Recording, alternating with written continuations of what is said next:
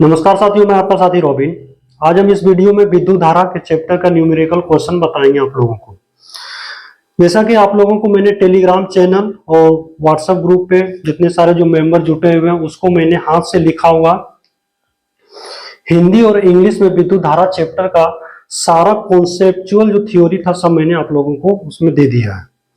यानी थ्योरी से संबंधित जितने सारे जो बातें थी आप लोगों को हिंदी और इंग्लिश में लिखा हुआ हमने आप लोगों को उपलब्ध कराया, और उस थ्योरी से बनने वाले जितने सारे क्वेश्चंस थे उसका हमने टेलीग्राम चैनल पे आप लोगों को क्यूज के माध्यम से करवा भी दिया है। लेकिन यानी कुछ कुछ क्वेश्चन करवाए, मैक्सिमम क्वेश्चन नहीं करवाए। इसलिए नहीं करवाए क्योंकि डायग्राम का भी बहुत सारा इसमें क्वेश्चन आता है, रेजिस्टेंस वगैरह का, तो वो उसमें संभव नहीं हो पा रहा था। तो हम वीडियो के माध्यम से एक एक क्वेश्चन करवाएंगे आप लोगों को। ये वीडियो उन लोगों के लिए जो मैंने थ्योरी दिया, जो क्लास 10 के भी बच्चे हैं वो आराम से आप उस थ्योरी को लिख सकते हैं। बहुत अच्छे ढंग से मैंने लिखा है, हिंदी और इंग्लिश दोनों में है। और ये वीडियो उन सभी के लिए है जो कंपटीशन का भी तैयारी करते हैं, जनरल कंपटीशन का, जैसे रेलवे एनटीपीसी में भी पूछा जाता है, बीपीएससी में भी बहुत बार क्वेश्चन आता है, जितने प्रकार जो वनडे एग्जाम होता है उसमें आता है, और क्लास 10 के बच्चों के लिए तो इम्पोर्टेंट है।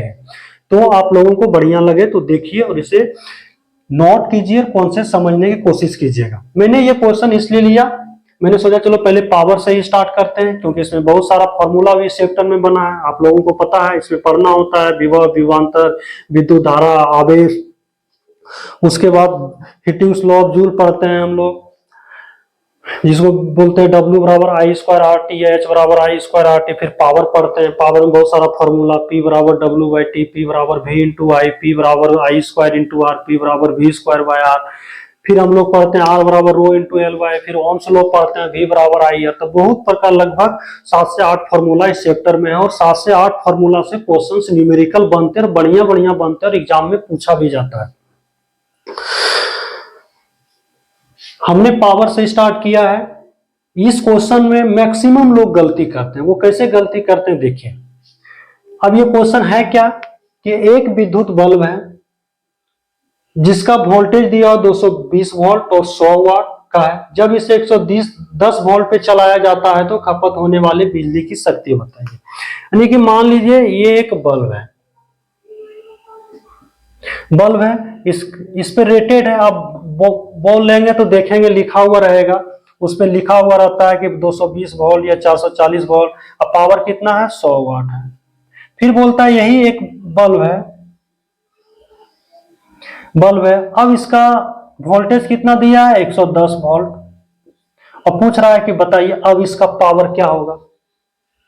यानी पहला केस में क्या है, वो दे दिया है कि एक बल्ब है जो रेटेड है 220 वोल्ट और 100 वाट। यानी इस पे जो अंकित है, लिखा हुआ है, वो कितना है? 220 वोल्ट है, 100 वाट है। लेकिन जब इस बल्ब को 110 वोल्ट पे जलाया जाएगा तो ये कितनी बिजली की खपत करेगी, अर्थात बताइए इसकी शक्ति कितनी होगी। तो हम लोगों से क्या पूछा जा रहा है? शक्ति पूछा जा रहा है। तो मेरे मन में आएगा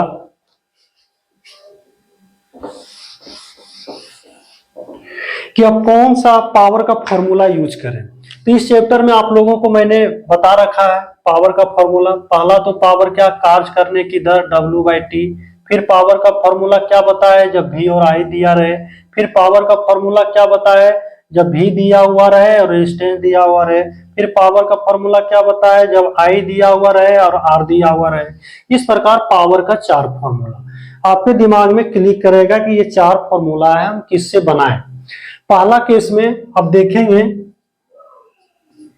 पहला केस में कितना भी कितना दिया हुआ है? 220 वोल्ट। पावर कितना दिया हुआ है आपके पास? 100 वाट। दूसरा केस में भी कितना दिया हुआ है? 110 वोल्ट। अब पावर आपसे पूछ रहा है, तो यहां पे देखेंगे यदि ये फॉर्मूला लेंगे तो ना तो मुझे एग्जाम क्वेश्चन में ना तो W की चर्चा है ना T की चर्चा है। इसका मतलब ये मेरे कोई काम का नहीं। यदि ये फॉर्मूला देखेंगे तो अच्छा पावर पूछ निकालना है तो यहाँ V और I तो पहला केस में भी तो दिया हुआ है, पावर भी दिया हुआ है, लेकिन दूसरा में जब हम पावर निकालेंगे तो भी तो दिया हुआ आई नहीं। ये फॉर्मूला 3 टर्म से मिलकर बना है।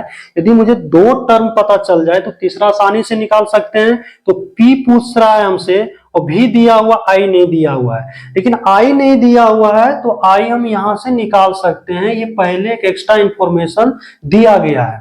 तो यहां से आराम से आप आई निकाल के बना सकते हैं। अब दूसरा फॉर्मूला, ये फॉर्मूला देखते हैं, ये क्या है, P निकालना है हमको, तो V और R चाहिए। तो V तो पता है, R नहीं पता है, लेकिन यहां से हम पहले क्या करेंगे, P और V तो पता है, P और V पता है तो R निकाल सकते हैं। यहां से R निकाल लीजिए, यहां पे R का वैल्यू रख देंगे तो आंसर आ जाएगा। पहले हम इस पे बनाते हैं, P बराबर V इंटू आई। तो यहां पे P बराबर क्या हो जाएगा, V इंटू आई। यदि मुझे I पता चल जाए और P तो पता ही 110 है, तो आसानी से यहां पावर निकाल लेंगे कि नहीं, निकाल लेंगे। तो I निकालने के लिए हम इसका यूज करते हैं। P बराबर क्या हो जाएगा, V इंटू आई। पावर कितना दिया हुआ है, 100 वाट। अब वोल्टेज कितना है, 220 इंटू क्या हो जाएगा, I। ये 0 0 से कट जाएगा, ये 2 5 10 और 11 दूनी 22, 11 नीचे आ जाएगा तो कितना आ जाएगा, 5/11 एम्पियर।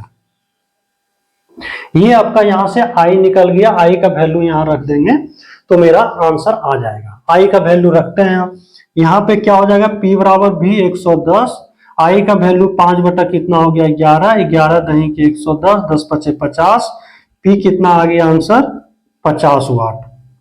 आंसर 50 पे क्लिक करेंगे, मेरा सही हो जाएगा। लेकिन नहीं, ये गलत। अब गलत कैसे है समझिए। गलत इसलिए है, यहां पे वोल्टेज कितना है, 220 वोल्ट पे आपका करंट कितना पास हो रहा है, 5/11 एम्पियर। अब वोल्टेज को आप क्या किए, घटा दे रहे हैं, 220 से 110 यानी आधा कर दे रहे हैं।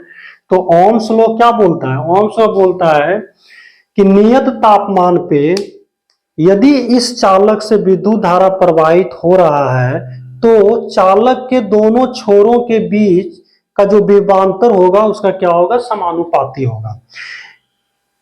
यानी कि विभवांतर और विद्युत धारा का आपस में जो रिलेशन होगा वो डायरेक्टली प्रोपोर्शनल का होगा, समानुपाती का होगा। यानी वोल्टेज बढ़ेगा तो करंट का भी मान बढ़ेगा, वोल्टेज घटेगा तो करंट का मान भी घटेगा। तो वोल्टेज तो भाई आधा हो गया तो करंट भी तो आधा हो जाएगा इस केस में, 110 वोल्ट के केस में। तो हम 5/11 नहीं ना ले सकते हैं, 5/11 का आधा, तो 5/11 का आधा कितना हो जाएगा, 5/11, 2/1 लिख सकते हैं, 1/2 यानी 5/22 हो जाएगा। इसका मतलब यहाँ 11 नहीं, करंट भी घटेगा। तो ये 11 दूनी 22 और 11 देंगे 110, 2 5 10, तो यानी कि ये कितना आ जाएगा, 25 वाट। 25 वाट मेरा सही आंसर होगा, न कि 50 वाट होगा। तो ये मैथ की तरह तो है ही, लेकिन हमको ये साइंस का क्वेश्चन है तो साइंस का कुछ कॉन्सेप्ट याद रखना है। जब आप P को V और I के साथ लेके चल रहे हैं तो V और I का रिलेशन भी आपस में याद होना चाहिए कि ओम्स लॉ बोलता है कि नियत तापमान पे किसी चालक से प्रवाहित होने वाले विद्युत धारा का मान चालक के छोरों के बीच के विभवांतर का समानुपाती होता है।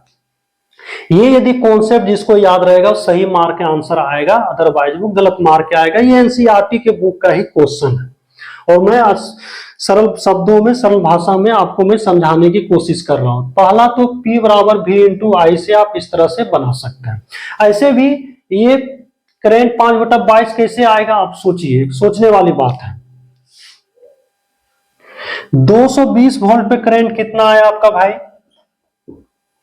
5/11।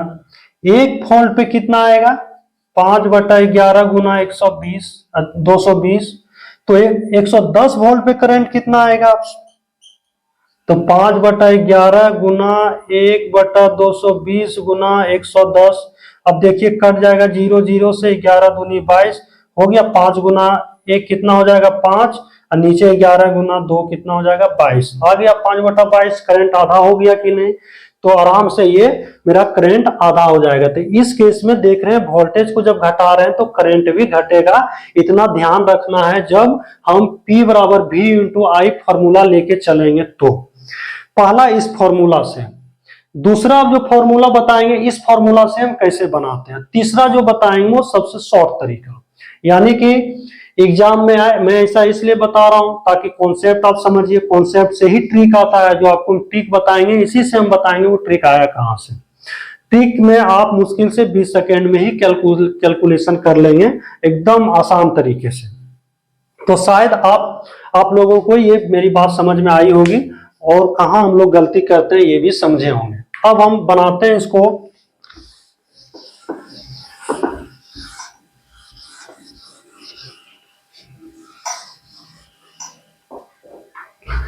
अब हम इस फॉर्मूला को लेके चलते हैं, P बराबर V square by R। P बराबर क्या हो जाएगा V, क्योंकि यहाँ पे मुझे V दिया हुआ है, P नहीं दिया हुआ है। लेकिन यदि हम R पता कर लें तो आराम से V का वैल्यू पता, R का वैल्यू पुट कर देंगे तो P निकल जाएगा, पावर आराम से निकल जाएगा। तो यहां से हम R निकाल लेते हैं। तो पावर कितना है 100 वाट, V कितना दिया है 220, 220 का स्क्वायर करेंगे तो 2 बार इसको लिखेंगे, R हो गया। अब देखिए ये 0 0 0 कट गया तो R बराबर कितना आ गया बताइए मुझे, 22 गुना 22 484 ओम। अब यहां पावर P बराबर क्या, V स्क्वायर बाय R। अब किस वोल्टेज पे 110 पे निकालेंगे तो 110 का स्क्वायर यानी 110 को 2 बार, R कितना आ गया 484। अब देखिए 11 दही के 110 और 11 चौक 44, फिर 4 11 चौक 44, फिर काटिए 11 दही के 110, 11 चौक 44, 2 दूना 4, 2 पचे 10, 2 पचे 10, 5 गुना 5 25 वाट आ गया आराम से, 25 वाट पावर आपका निकल गया। फिर आप कहेंगे क्वेश्चन में तो नहीं लिखा हुआ है कि आपका जो प्रतिरोध है इस बल्ब का वो कांस्टेंट है। आपने तो धारा कैसे, धारा यहाँ पे वोल्टेज घटा तो आपने विद्युत धारा को घटा लिया, तो यहाँ पे तो कुछ प्रतिरोध होगा तो यहाँ पे भी कुछ प्रतिरोध होना चाहिए। आप भी बिल्कुल सोच रहे हैं, लेकिन यहां तो ये भी नहीं लिखा हुआ है कि प्रतिरोध का मान स्थिर नहीं है, प्रतिरोध का मान बदल रहा है या परिवर्तनशील है। ऐसे केस में हम प्रतिरोध को दोनों केस में समान ही मानेंगे, यानी कि 220 वोल्ट 100 वाट पे प्रतिरोध वही होगा जो हमारा 110 वोल्ट 25 वाट पे प्रतिरोध होगा। इस प्रकार के क्वेश्चन में प्रतिरोध को कांस्टेंट मानते हुए आसानी से हम बना लेंगे। इसलिए एग्जाम में इस प्रकार के क्वेश्चन में ज्यादातर आप ये यूज करेंगे, क्योंकि V और I का रिलेशन जैसे पावर के साथ ले जाएंगे वहां ओम्स लॉ आपको पता होना चाहिए। ओम्स लॉ नहीं पता रहेगा तो आप गड़बड़ कर देंगे और ऑप्शन में दिखेगा भी जैसा कि 50 ऑप्शन आया था, 50 मार के चले जाएंगे। और मैथ का बच्चा क्या करेंगे, बोलेंगे ये तो बहुत आसान है। बोलो कैसे, जब 220 वोल्ट पे पावर 100 वाट है तो 1 वोल्ट पे पावर हो जाएगा बाबू 100 वाट बटा 220, और 110 वोल्ट पे पावर कितना हो जाएगा 100 बटा 220 गुना 110, 0 0 कैंसिल, 11 दूनी 22, 2 पचे 50, 50 वाट मार के एकदम टाइट। बोलेगा एकदम कंफर्म मेरा सही है। मैथ का बच्चा ये सोच के बनाएगा और वो उसको लगेगा कि नहीं एकदम बिल्कुल सही है। लेकिन ये साइंस है, साइंस में थ्योरी ध्यान रखना है कि भाई यहाँ तो अब लॉ, ओम्स लॉ काम कर जाएगा। जब इस पे आएंगे तो वोल्टेज को आप जैसे घटा रहे हैं तो यहाँ पे तो करंट का मान भी तो घटेगा। यहाँ जो करंट होगा, यहाँ जो करंट होगा बिल्कुल अलग अलग होगा, क्योंकि ओम्स लॉ यही कहता है कि वोल्टेज घटाएंगे तो करंट घटेगा, वोल्टेज बढ़ाएंगे तो करंट बढ़ेगा। तो यहाँ पे करंट घट गया, यही वजह है कि वो हमारा 500 कितना आ गया 5/22 आ गया। अब देखिए शॉर्ट ट्रिक में कैसे बनाते हैं, एकदम विद इन सेकेंड में बनेगा ये सब।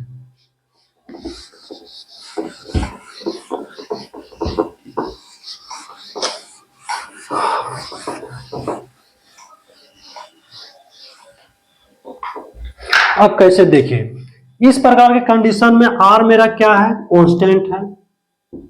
कांस्टेंट है तो पहला P1 बराबर क्या लिख सकते हैं, V1 स्क्वायर बाय R, और P2 बराबर क्या लिख सकते हैं, V2 स्क्वायर बाय R। अब P1 P2 को आपस में डिवाइड कर दीजिए, P1 बाय P2 बराबर लिख सकते हैं V1 का स्क्वायर बटा आर, V2 का स्क्वायर बटा आर, इसको लिख सकते हैं V1 square by R into, ये आर ऊपर चला जाएगा, अब V2 square by R, R R से कैंसिल, क्या आ गया V1 square bye V2 square आ गया। इसको हम लिख सकते हैं P1 बाय P2 बराबर V1 बाय V2 का होल स्क्वायर। बस बन गया ट्रिक। अभी जो इसके पहले मैंने आपको बताया था बस वही है, ये शॉर्ट ट्रिक है, बोलेंगे ये ट्रिक है, ट्रिक नहीं बस उसी कॉन्सेप्ट का ये लास्ट चीज है। अब इसमें देखिए कैसे आंसर आ जाएगा। P1 कितना दिया हुआ है 100 वाट, P2 आपसे पूछा जा रहा है, V1 कितना दिया हुआ है 220 वोल्ट, V2 कितना दिया हुआ है 110, दोनों का होल स्क्वायर, ये 0 0 से कैंसिल, 11 दूनी 22, कितना हो गया, ये 2 का स्क्वायर 4 हो जाएगा, ये 4 कट जाए तो आ जाएगा P2 बराबर कितना 25 वाट। आ गया आंसर, कुछ नहीं सोचना है। तो पहले आप कॉन्सेप्ट समझिए, कॉन्सेप्ट से ही हमारा ट्रिक आता है। तो इस प्रकार के जब आप 10th के बच्चे हैं तो कॉन्सेप्ट से बनाइए। ऑब्जेक्टिव आता है तो इसका भी यूज कीजिए, ज्यादा मुझे लंबा लिफाफा में नहीं जाना है। जो बच्चे कंपटीशन की तैयारी करते हैं, जो भी भाई बहन करते हैं, वो आराम से ये ट्रिक को याद रखिए, लेकिन एक बार कॉन्सेप्ट समझिए तो ट्रिक ज्यादा याद रहेगा। तो शायद ये क्वेश्चन आप लोगों को समझ में आया होगा। फिर हम अगले वीडियो में मिलते हैं।